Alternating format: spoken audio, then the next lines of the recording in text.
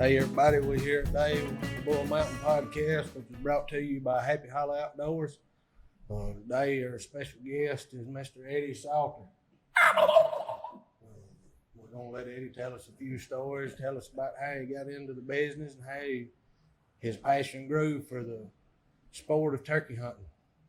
So Eddie's good to have you. Well, man, I'm proud to be here, and thank y'all for inviting me to come up here. And Yes, we're looking for a great day right there at Happy Hollow today. We're going to be there. We're going to be talking turkey, and we're going to be seeing all the turkey hunters come in. I've had an opportunity last week to be up around Corinth, Mississippi, and I talked to a lot of people, and y'all been advertising it. So I'm glad that know that we're gonna have. Hopefully, we'll have a few folks there today. I hope so. I hope a bunch come out. There's going to be several come out. Some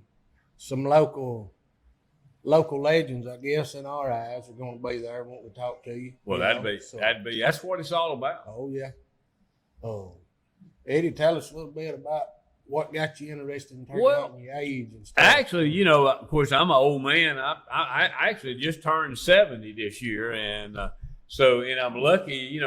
We keep talking about not being able to do things, but it's because of birthdays. When you have them birthdays right there, but you're glad you're having them. So, yeah. But no, it started for me at actually turkeys. I mean, getting out. I grew up in the lower part of Alabama. I tell everybody L.A. and that's lower Alabama, but I grew up in an area out in the country.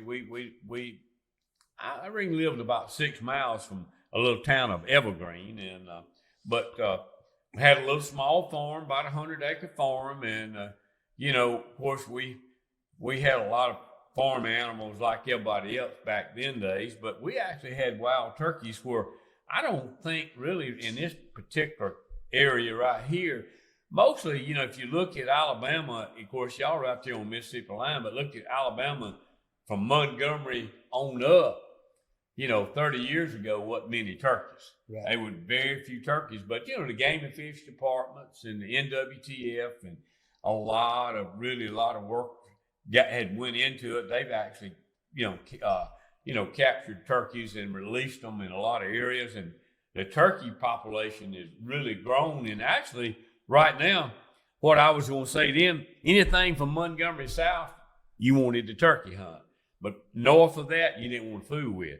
But now I believe it's more turkeys up here talking to people. And being able, I got a good friend, Mark Brenner, which Brenner will be at the store today, that kind of about like my son. And he lives up there, right around Pale City, out from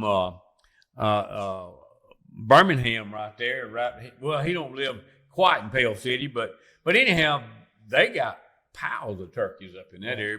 But anyhow, I could walk out early in the morning. I remember a lot of times just walking. I had to walk about 200 yards to catch a school bus in the morning time. It was They wouldn't come down in our little driveway. It wasn't enough room for them to turn around, so I had to walk out to the highway. But right across the highway, we didn't have, but my neighbors had a big cow pasture out there. And, anytime you got a lot of cows and different things, turkeys like to come in there and pick up behind them. But I could sit out there in the morning and you could hear an old barred owl off in the distance. You could hear the old turkey answer that owl out there. And that was, to me, to hear that old turkey gobble, I couldn't handle it. It was just so exciting to hear him gobble. And so really that's how I got started. Then Saturday mornings, when I didn't have to catch a school bus, I could walk down in our pasture down there. And them turkeys they would fly down a lot of times in that pasture. And then you get there and I'd be looking through the corn crib, because if I got out there too much, they would see me and I'd scare them off. And I'd look through them little cracks in the corn crib and you'd hear them old mama hens. And there'd be one. And they'd start flying down, and then that old gobbler would be right in the middle of them, especially this time of the year. They don't gobble year round. They just gobble, in the spring of the year. And the reason he gobbles is to attract his hens. Hey, here I am right here. I want all y'all to come see me. And so that was going on as a young boy, and I was trying to figure it out, because these old hens would fly down, and that old gobbler seemed like would be the last one to hit down in the field. And as soon as he hit down, he'd drop his wings out and he would start spinning around. His old tail fin was, later on I got close enough I could hear him, but his old tail fin would fluff out and you'd hear him. And that's a ritual, I don't know if he's trying to tell them hens, well, y'all come over here and I'll kiss you in the ear or what. I couldn't figure that out back then. And of course, I know a little bit more now about it than I did back then because I stayed in the Holiday Inn Express here the other night. Yeah, did you? That's right. And but anyhow, to me, it reminded me back then of, of course, this was in the 60s, but back then, the old Volkswagen Beetle, that black Beetle Volkswagen bug that we call. That's what he looked like with both doors opened up down in there. So that's what got me started into turkey hunting, is being able to grow up right in the middle of it. Yeah. Well, what caused you to want to start making your own calls? Well, it got interested, so interested. We started off with old box call. I remember my dad, and the first turkey I shot, I bushwhacked. We didn't call him up, but we, like I tell everybody nowadays, if you let him ride in your truck, man, you can come up with all kind of stories as long as you can get him in the back of the truck. Yeah. You can tell everybody. However you want to tell it. That's right. You can tell him you made him fly across the creek and he jumped up on a log and you shot him off that log and all that stuff. But anyhow, we bushwhacked that turkey there, the first one I ever killed, and then I got into it from there, and I had an old dentist down there, and back then, and it still happens today. If a guy shoots a turkey, he's got a 10, 11 inch beard, and his feet, he's got good spurs. He'll tote him around a month with him showing all his buddies and stuff. So I went to the dentist down there, and I knew he was a big turkey hunter. So I took my beard and feet down there and showed to my dentist to get a little teeth work done. And he said, well, tell me how you killed him. And I said, oh, we bushwhacked that one. And he said, oh, that ain't no way to turkey hunting. He said, I tell you what. He said, I'm off on Thursday. If your mama let you stay out of school next Thursday, I'll take you turkey hunting. I'll show you how to call up one. I said, well, you can count on that because I'll talk her in and let me stay out of school. So anyhow, he did, and we called a turkey up, and I shot it. And ever since then, I've been, been able to, when you get an old turkey out there, especially when and you can't hardly see him, he's behind them bushes, and you hear him, and he's gobbling and strutting, and man, it'd make your buttons about to pop off your shirt. And then he steps out, and you're lucky enough to shoot him, and I tell you, there's no better feeling in the world, and that'll get you fired. I'm fired up right now about it. And so that all happened to me as a young boy. But my grandfather was a real big turkey hunter, but back then, like I said, we were just old poor country boys. I didn't even have an inside bathroom till I was about 7, 8 years old. I used to have to.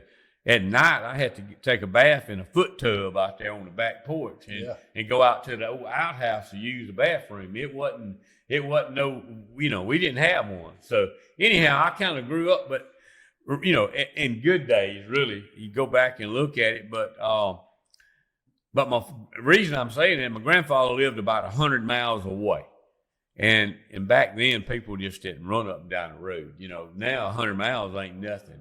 We can do it in a blink of the eye. And but I would see him, and it wasn't turkey season, but I'd see him during Christmas time. It was about the only time I'd see him, and he would talk turkey every time I was down there. So cheers roaring back here, but he would talk turkey, and he actually showed me how to build my own mouth calls when I was 10 years old, and I started building mouth calls when I was 10 years old. 10 years old. Yep. And then I actually got to selling them. I was a barber. And I got to tell that story, and I end up talking so much, guys. Y'all need to shut me up every now and then. You just go ahead. Keep talking. But the good Lord, He gives you a lot of things in life, and sometimes we drag around and don't take advantage of them. But He let me become a barber, and I think He was kind of looking out for my future and said, well, if he gets to become a barber, he may get to do a dream of his, is that's turkey hunting, and it is a dream.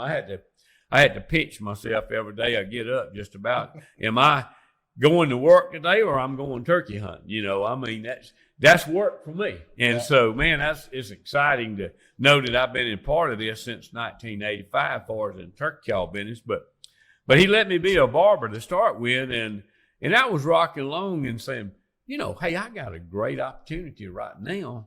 You know, I know I'm cutting these farmers' hair and I'm cutting these big landowners' hair. I said, why don't I take advantage of this? And what I mean about that is when they come in and I set them down in that barber chair, you know, I asked them how they want a haircut, and I'd start cutting their hair, and then I'd, about halfway through that haircut, I'd ask them, hey, you been seeing any turkeys out on your place this year? And if he said, yeah, I've been seeing some turkeys out there, I'd probably smile from ear to ear if he told me he'd been seeing some turkeys. And I'd say, yeah, I got me one now, boys. I'm talking to myself. And then I'd finish cutting hair. And back then, you know, we would actually take a straight razor and we'd shave that little bitty fine hair around your ears and neck. But we had a little machine a little bigger than this mic that you could pour soapy water into, and it would heat that water. I mean, it actually make like a foam, a hot foam. We called it hot leather. Yeah. And we'd put it around the ears and we'd get him all soaked up. And then what I would do is I'd reach over and grab that straight razor, and I had a leather strap on my barber chair, and I'd make sure he seen me hitting that thing a little bit, making sure it was good and sharp. And I'd start shaving that hair around that ear, and I'd get around the ear and get around the neck, and I'd grab that left ear, and I'd put that razor right on the very top of it. And I said, you know, a while ago we were talking about turkeys, and you telling me you were seeing a bunch of them. Do you think is any way possible I can come out there and go turkey hunting? You know, this spring, and you know I never did get turned down. So, you know, we're going to be talking a few turkey calls a day, but you can have, like an old boy said, you can have a wheelbarrow full of turkey calls, but if you don't have turkeys, they ain't going to do you no good. That's right. So I had the number one ingredients right there. Yeah. I couldn't go wrong. I had a lot of places to go hunting, and I wouldn't be here today if I hadn't had a lot of places, because I made a lot of mistakes. Because it was a learning process for me. You know, nowadays, kids can want to get started, or older guys, or a lot of women getting into it nowadays. They can go, they can go to YouTube, they can go to the phone and learn how to turkey hunt overnight. I mean, just, and it's, you got videos, and it wasn't none of them back when I grew up. It was, it was the hard knocks. But bless my mama's heart, she had the forethought with, now, like I was telling you, my grandfather was a good turkey hunter, and she had heard him talking about the thing that helped him the most. He had turkeys running around the yard out there, and he got out and he studied them turkeys, and she said, I'm going to buy you some turkeys, and you do the same thing. You go out there and you follow them around and you listen to them call, and you start mimicking whatever they doing when you get ready to go to turkey woods. Whatever they do, you do it. And sure enough, I started killing turkeys. And I'm going to shut up and let you ask another little question or something. We got to take a break right now. If that's all right. That'd be great. We'll be back just shortly.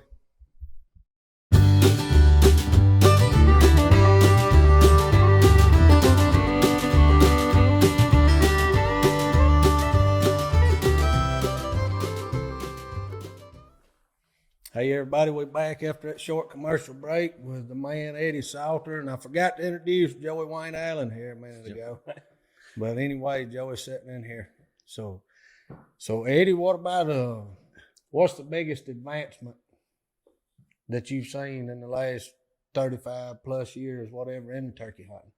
Well, I think one thing is technology has just taken it to a different level, and the building of a lot of these mouth calls and stuff. And, we hand build every one that we make, but we actually, back when I first started, we would, in the turkey call business, we would hand stretch them, and, you may get 10 mouth calls, but maybe 3 of them would work real good. Right. And now we mic everything. And so, you're going to get 10 out of 10. It's going to be pretty good right there. You're not going to have to go through and throw some of them away. And, same thing with a lot of the technology behind the woodworking and different things. So it's just revolved, and it's just got to a different level. And in the competition nowadays, as far as I was lucky enough to win the world in '85 and in '89, but thankfully I won it back then because I wouldn't want nothing to do with it. Right now, I was talking to a boy the other night and about we used to call and be in competition together, and he made a statement every day of his life when he got into it, he would practice 5 or 6 hours a day. And I said, Lord knows that ain't no way I would have done that. And I didn't get into competition calling to say that I won a trophy or if I was better than somebody else. I got in it because I wanted to kill turkeys. Yeah. I felt like, the better I could call, the more success I'd have in the woods. And Joey, to be honest with you, I think that really right now, the better you call and knowing when to shut up, but the better you sound, absolutely you'll be more successful. Gotcha. Well, the question I got for you is you've managed to hunt all over the country with different celebrities, different people, a lot of filming. What is your favorite hunt? When you think about killing a turkey, what is your favorite hunt that you've had? Well, to me, and I probably get choked up on it every time I tell this story right here. Life is all about family anyhow. Mm-hmm. And I didn't have but one little girl, and to start with, I tried to force her into turkey hunting, and I realized that wasn't going to be what I needed to do. And really, if you got a kid, take them into the woods and let them enjoy it, but don't force them to do it. But anyhow, she'd come to me. I quit. I just quit taking her, and she'd come to me when she was about 13 years old and says, Daddy, says, I want to go turkey hunting this year. I said, all right. Well, I went to smiling then. And so that particular morning, I took her hunting, and we were hunting in Alabama, in the South Alabama, and we got a lot of cut timber. We got a lot of pine trees that they cut, and they put them in rows and stuff. Well, we were setting up watching right down this road right here. It was real good and clean. They'd actually burned it off, and it was pretty and clean. And we were running a video camera, and I could just see the turkey coming up right there, and that was going to be some beautiful footage. And sure enough, the turkey, he didn't come up through there. He come up on the next row right here, and we couldn't get the gun on him and whatever. But he stepped up there on that row, and he looked about 25 steps, and he looked right over at us, and I was telling her, kill him. And I must have told her, 5 or 6 times. And the turkey, and he turned and he started walking off. When they give you that, and they'll start walking like Michael Jackson, doing that moonwalk backwards, the hunt's over with then. And I looked at her, I said, well, why didn't you shoot the turkey? Well, first of all, you were saying, shoot. You had me so messed up. Shoot. Said I couldn't do it. I said, well, I'm sorry. I didn't mean to do that. Well, we took off going back to the truck, and we got about halfway up the hill. And she said, Daddy. I said, what? She says, I got to come clean with you. I said, what are you talking about? She said, when that turkey stepped up there, boy, he said, he was a big old turkey too. Said, I couldn't find the safety on that gun. Said, I couldn't find it. Said, it wasn't you, it was me. So anyhow, and I said, well, we just got to go. We got to get us some breakfast. And then we went by and got us a biscuit, And I said, well, I got a favorite place that I've always been successful in. And it was about 10 miles from my house, and this place I love to hunt. And we took off out there, and it was a little pond dam we had to walk across to go up a little ridge there. And it was a cow pasture at one time, but it grew up. And I got permission on that. I was, and I used to be bad about poor mouthing, but it was this black man that we were at a store, and I got me a carton of chocolate milk, and I was sitting there drinking it and maybe eating a honey bun. That was one of my favorite things to eat way back then and drink. And he said, what y'all boys doing in that camouflage. I thought deer season's over with. I said, well, we turkey hunting. We not deer hunting. Oh, okay. Well, y'all finding any turkeys? And we hadn't killed one that morning, but I'm always poor mouthing. If somebody tells me, ask me something, I'm telling them, man, we ain't seen a turkey in a month. Good Lord's gonna get me for that one day. But I wouldn't be all truthful with them, because I'm hoping they feel sorry for me and say, well, look, I got a turkey. But sure enough, that old man said, look, boy, said, man, y'all can't find no turkey. Said, I go out every morning and feed my cows, and I whoo, cow. He said, want to go, he'll gobble, or 2 or 3 of them will gobble right back there where my cows are at every morning. I said, come on now. He said, yes, sir. I said, you wouldn't happen to let a guy go hunting down there, would you? He said, yeah, y'all come out there and go hunting. So next morning, guess where Eddie Salter was at? And I was out there in the woods. Of course, an owl hooted, and went right on in there and killed a turkey. And I took it and had that old turkey cleaned. And boy, he was slick as this table here. And I took it and gave it to that old man. I said, here, for letting me go hunting right there. But we must have killed a truckload off over the years there. But anyhow, long story, getting back to my daughter, that just popped in my head, and I'm bad about jumping around and telling stories off of one story. But anyhow, I had owled in here a turkey, and I took that mouth call. Let me see if I can hit right here. I cut on it.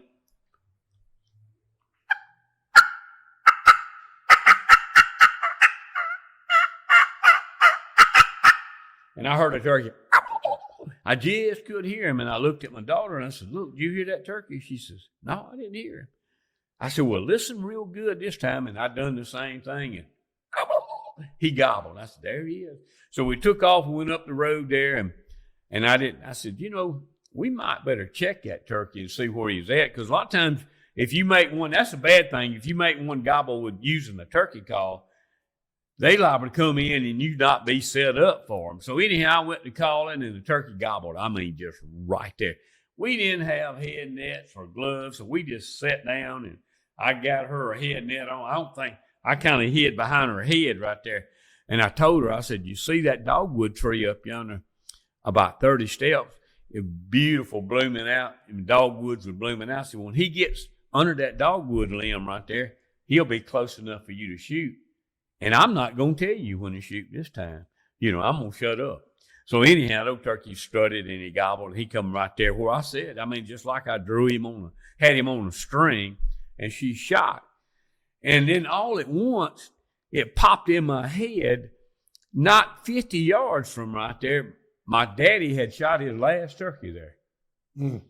And so that's why I get choked up on that story. It was because, hunting with my dad, and she killed her first turkey, and he killed his last turkey right there on the same spot. So, what a hunt that anybody ever asked me, a hunt that I remember, that's one of them right there. So, and actually another hunt that me and a buddy of mine, we had went, and I'd already called him a turkey, and he shot, and I went and grabbed up one, and old turkey flopped a little bit, and I throwed him on my shoulder. And we walked 150 yards with a turkey on my shoulder. He ain't moved an ounce. And I set him down on the fence, and that rascal jumped up and went to running. And my buddy caught him and about pulled half his feathers off, and I thought he had wrung his neck. And put him in the back of the truck, and we were going down the road there, and we must have been 20 miles down the road. And I happened to look in the mirror, and there stood that old turkey. He was up looking around right there in the back of my truck. We had to hit him in the head with a tire tube. So I remember that one too. That was a pretty good one there. So that turkey had 9 lives. Yeah. So anyhow, I got, I can sit here and boy, that was one good thing about having a barbershop. Boy, you got a lot of turkey stories told to you, and you ended up telling a lot of stories. And I was cutting hair one Saturday morning there, and during the week I worked on appointments, and I wouldn't have any appointments till about 11 o'clock. I'd go on turkey hunting every day. But now on Saturdays I let, you'd come in and get a haircut, and I'd get down there. Saturday mornings, most of the time I wouldn't hunt. I'd go on to be there about 6 o'clock on Saturday mornings, it would be 5 or 6 people waiting to get a haircut. It was a pile of people there. But anyhow, that was opening day of turkey season, and we were in there, and everybody wanted to come in and tell their stories, And it just so happens I was cutting a beautiful woman's hair. I used to cut a lot of women's hair too, and everybody was telling their stories right there. And I remember she had some of the prettiest eyes you ever looked at, and I was trimming around the bangs, making sure I had them feathered real good for her. And she looked up and she said, "Is my hair going to look like a blankety blank turkey this morning when we get through?" I said, "I sure hope not." But she was saying she'd already heard all the turkey stories she wanted to hear. And then the guys scattered out like a covey of quails. All right, we got to take another short break here. We'll be back just shortly.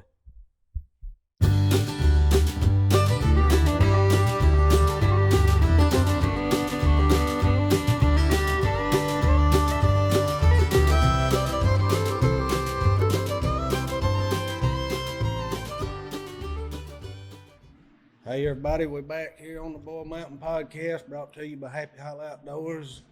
Still sitting here with Eddie Salter and Joey Allen. So, Dale, how has trapping helped you in turkey hunting? It's helped bring the numbers back, as far as having turkeys.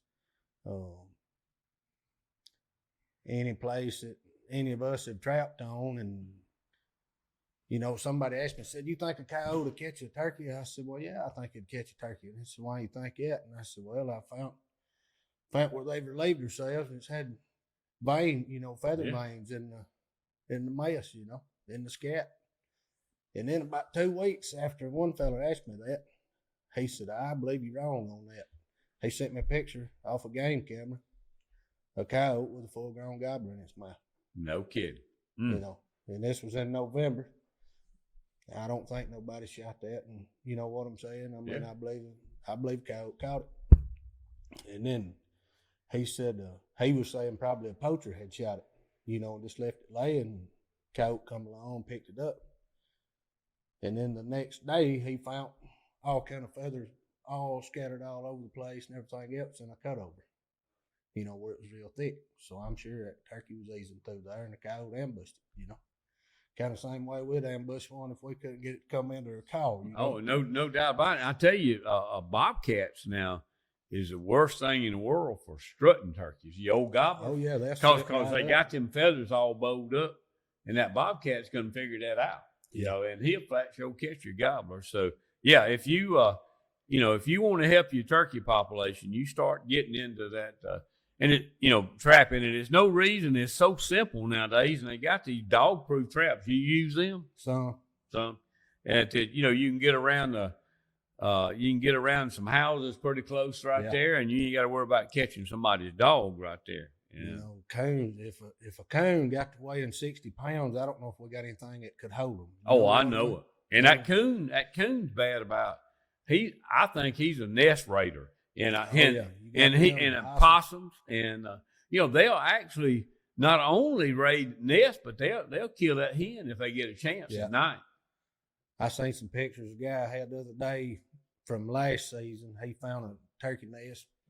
He put a camera away from it up in a little tree there. Yeah. And the first thing that come in there was crows. And they busted every egg in that nest, Yeah, well they got a bird's eye view up there. We say they like the old drone, People talking about the drone. Them crows can see that stuff down there. Yeah. So a person needs to manage everything. It ain't just about, making sure they got some kind of groceries good to eat. So you're saying we need to go like TK and Mike, we need to shoot some more crows, huh? Yeah, bust some heads. But yeah. I really enjoy the trapping side of things. I probably enjoy that more than I do hunting anymore. Yes, sir. Well, I give you a hand on that right there. But the only thing about that is if I'm going out there catching all them coyotes, catching the bobcats, catching whatever, so that's making these numbers come up. Them numbers have got to be managed one way or another. Absolutely. You know what I'm saying? Oh yeah, you're right. I mean, numbers will explode. We've seen that in a few places, with the deer population. Well, you know, I was telling you about that. I raised turkeys and understood turkeys all my life, and you know, we had as much problem seriously because I lived in old country place right there. Out of chicken snakes as we did anything else. What we were bad about doing, we figured out we would let our turkeys go on and nest out there. They would nest in fence rows and round and about because if you build them a place, they didn't like it, but you could, it seemed like they done so much better. We would turn them out of the pen and just let them do their own thing. Right. But we would follow them and find out where they lay in, and we would start gathering the eggs from them.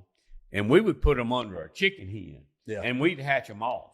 But I don't know how many times I had my poor old mama. I hear her shoot, and she'd go down there. She'd be going to kill a big old chicken snake out there, up under there. Them chickens go to raising cane, and they'd be eating the eggs, and they'd wait just about 2 or 3 days before they hatched off and eat every one of them. Seems like and. So, everything. The reason I've said that, everything's after a turkey. Everything. Yeah. So they gonna get managed. If we manage the bobcats and the coons and everything like that, something's still gonna be after them. Oh yeah.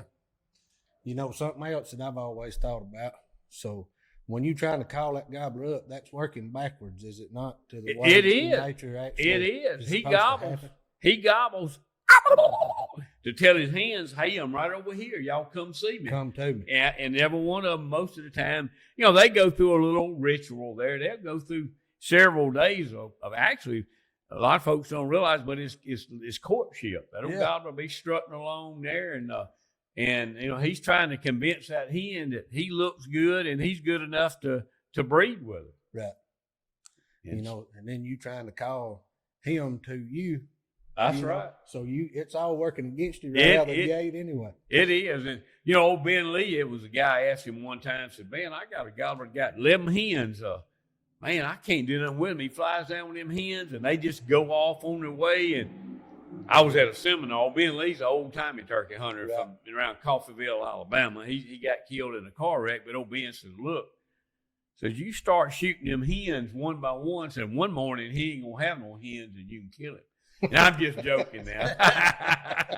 No, them hens are gonna win the battle. I guarantee you, they're gonna win the battle. And but I think that's what what makes turkey hunting so exciting is it is a challenge. Right. Oh. So to date, do you have a number on turkeys you've killed? I do not. I've been lucky enough. I've done okay over the years, but I'm gonna say honestly, the last 20 years, I know for a fact I watch more die than I've actually killed myself. Calling up for other people, and I get to thinking about that. It always pops in my head. I took a guy. We were talking about that Great American Show a while ago. It's a big hunting show. NRA sponsors in Harrisburg, Pennsylvania. But I met a guy up there, and this was 15 years ago, that wanted me to take his daddy turkey hunting, and he said he'd never had killed a turkey, and I said, well, all right, well, y'all load up and come on to Alabama, and I told him some dates, and he said, okay, I can come them dates. So anyhow, this 82-year-old man, he come down there, never killed a turkey, and we rode around that first afternoon, and I happened to see a turkey strutting out one of them fields about 200 yards. It was on my place, and I said, well, I know how to go. We'll get it right there. We'll get pretty close to him, and he won't know we in the world. So we went around and eased up there, and I got him crawled up against an old big pine tree, and I sat right side of him, and turkey was out there about 150 yards, and I called to him.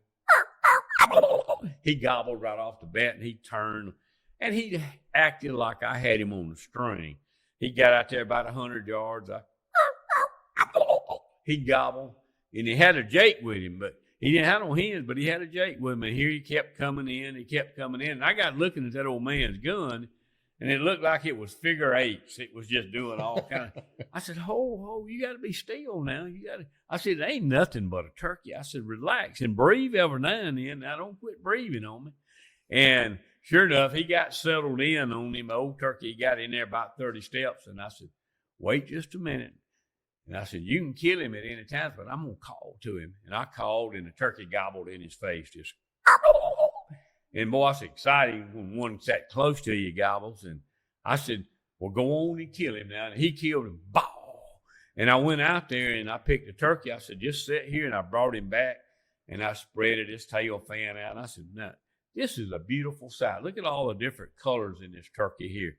And I looked up and the old man said, yeah, buddy, he's beautiful. And I looked up and he was crying. I said, why in the world are you crying for? I said, you ought to be happy shooting. He said, son, I am happy. And I said, well, why are you crying? He said, well, I'm just sitting here. And he said, I enjoyed this. This is, it's something that I've seen on TV and, I've dreamed about doing and I finally got the, opportunity to do it. But he said, I'm 82 years old. I said, yes, sir. And he said, why didn't I start turkey hunting 40 years ago? He said, my life is gone right now, son. And he said, boy, I would have had a good time over the last 40 years if I'd have got into it. And I got to thinking about it. It's, hey, and if you hearing me, that goes. It still goes. If you got somebody old, carry them out there. You got a woman that wants to hunt, carry them hunting. You got a daughter that wants to hunt, carry them hunting. You got a son.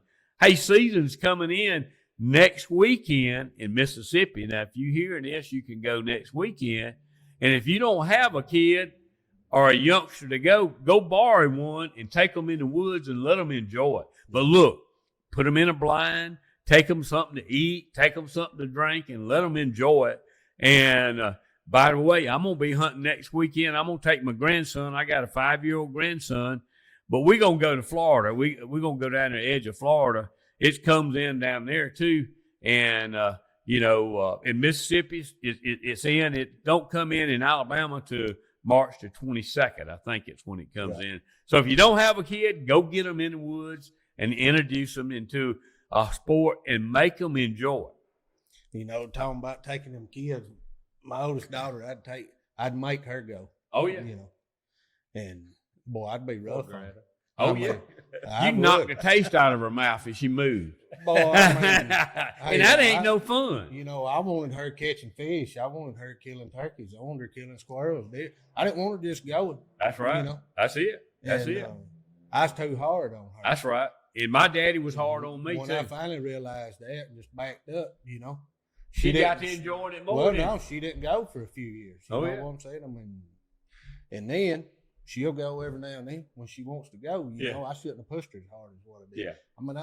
I'd see a deer out there, boy, I'd want her to bust that. And she'd say, Daddy, I can't see it.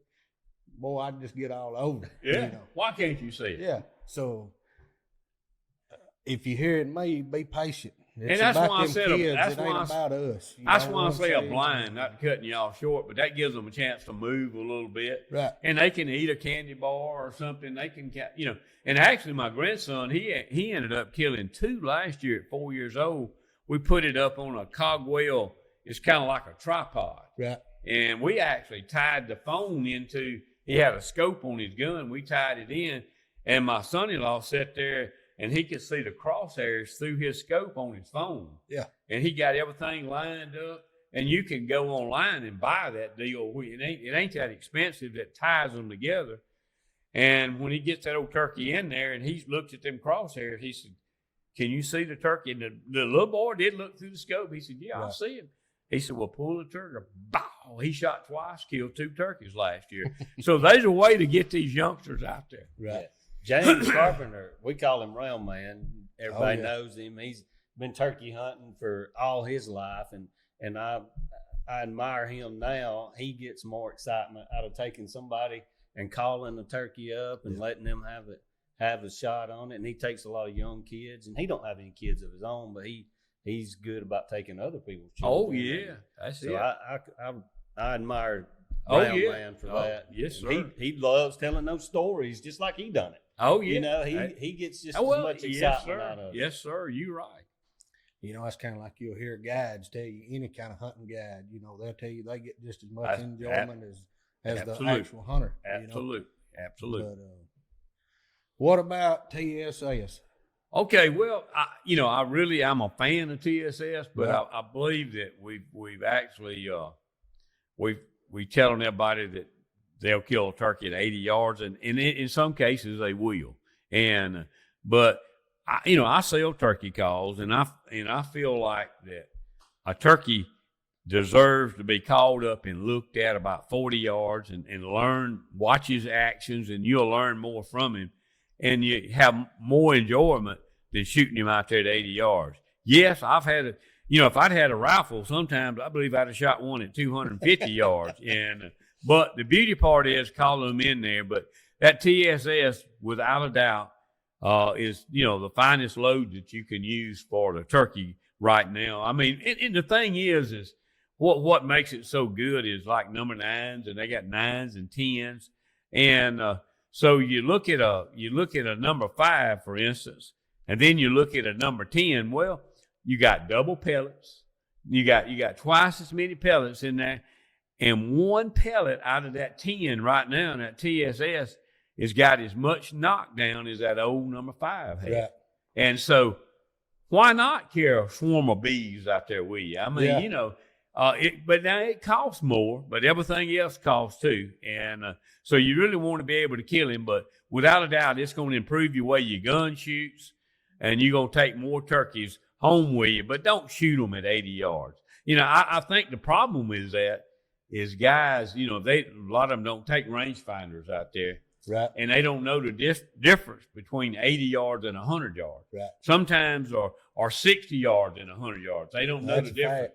So what I do is I look at a pine tree or a bush and say, that's 10 yards, that's 20 yards, that's 30, that's 40. When that turkey gets right there, I'm going to be able to kill him. That's what I look at. I Right. use the old natural rangefinder. Landmarks. That's it. But TSS, is a great shell. Actually, Winchester Longbeards, it's a good shell too. I've Right. used several good shells around and about, and you watch videos and TV shows.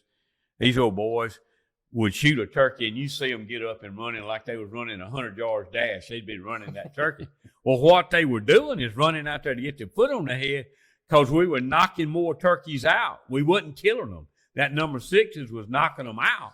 And, if you didn't watch it, they'd get their senses up and get going on you. Yeah. Or they'd ride in the back of the truck and look around. That's right. Yeah. You're right. That's it. Absolutely. All right, we got to take another short break. We'll be back just in a minute.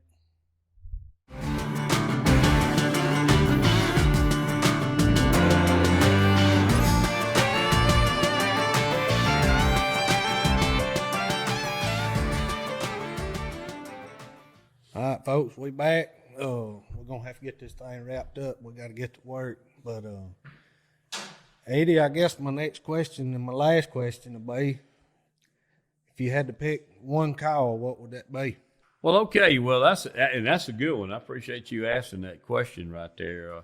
First of all, is if I had to do one call, I'd say I don't like to do one call. What I like to do is run multiple calls. I like to have a box call or slate call or a pot call and a mouth call running at the same time to make that old gobbler think he's got 2 girlfriends over there instead of 1.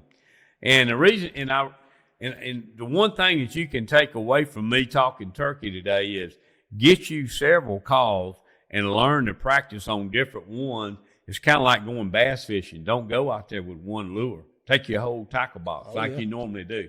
And that's the same way with turkey call. But anyhow, I'm going to run this turkey call here and this box call. Matter of fact, this is a new box call that right here, I got aluminum. If you'll look at it, it's got aluminum lid on it.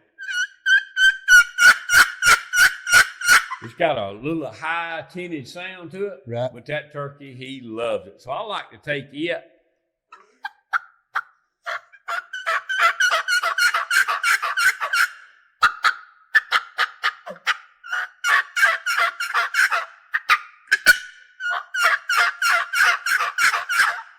And I like to, in my mind, I like to try to picture that it's 2 hens fussing together, and they almost getting ready to fight right there.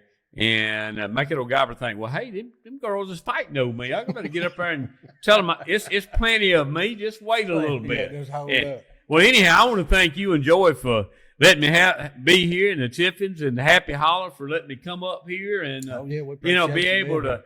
talk a little turkey today. And it's been exciting for me to be here. And what I look at, hey, I was on the second podcast, so I can remember this for a lifetime. Can't I? Yeah. Right. Yeah. Y'all boys, I'll have to get y'all's autograph in a few years right there. But thank y'all for having me on here, and I hope I didn't talk too much. And God bless you, every one of y'all out there, and maybe that you'll kill a 30-pound turkey this year. Boy, that'd be something, wouldn't it? It would. So we got something we're gonna announce probably Tuesday. Little deal we're gonna do for the turkey hunters, little contest we're gonna Awesome. let them have. So, but we appreciate you being here today. Boy, I wouldn't miss it for nothing in the world. I'm glad y'all invited me to come up here, and I'm looking forward to being at the store today. Yeah, it's good to see you again, Eddie. Yes, sir. And I hope we have a good turnout today. I hope there's a lot of that turkey calling going on through the store, and it might drive some crazy. That'll be all right. It'll be nice to hear that going off the walls all day long. Well, I'm excited about it. Yeah, well, folks, we're gonna wrap it up. I want to ask y'all to remember Romans 6:23. For the wages of sin is death, but through God we have eternal life. If it wasn't for God, wouldn't none of us be here. Amen on that. You know, I'm going to gobble with you. He allows us to do anything that we do. I mean, we can take all the credit that we want to, but it's because he allowed us to do it. Amen. So, and for that, I thank him. Yes, sir. Y'all have a good one. Yes, sir.